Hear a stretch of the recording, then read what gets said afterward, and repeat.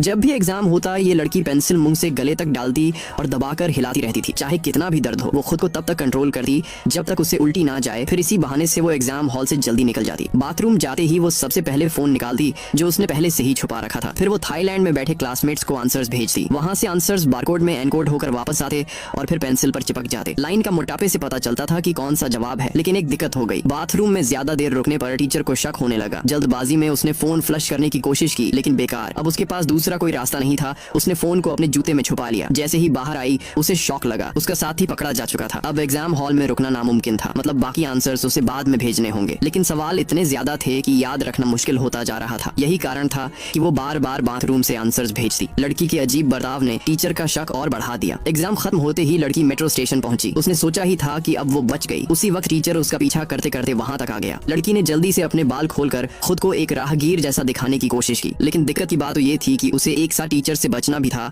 और आंसर्स याद करके थाईलैंड भेजना भी। उस चक्कर में उसकी ट्रेन छूट गई। टीचर बस पकड़ने ही वाला था। अब उसके पास ऑप्शन सिर्फ आगे बढ़ते रहने का था। थाईलैंड में एग्जाम स्टार्ट होने ही वाला था। अगर आंसर्स ना पहुंचे तो एजेंसी को सारे अमीर बच्चों के पैसे लौटाने पड़ जाते। इसलिए चाहे कुछ भी उसे आंसर्स भेजने ही थे उसने खुद को शांत किया। आखिरी सवाल का जवाब याद करके भेज दिया। लेकिन अब आगे का रास्ता बंद हो चुका था। टीचर भी उसका पीछा करते हुए वहां तक पहुंच गया। उसी वक्त लड़की ने वेंडिंग मशीन से एक ड्रिंक खरीदी और एक ही घूंट में पूरी पी गई। जैसे ही टीचर ने उसे पकड़ा उसने पेट खराब होने का बहाना करते हुए ड्रिंक उगल दी। इसी मौके पर लड़की ने चुपके से फोन एक बैकपैक में डाल दिया।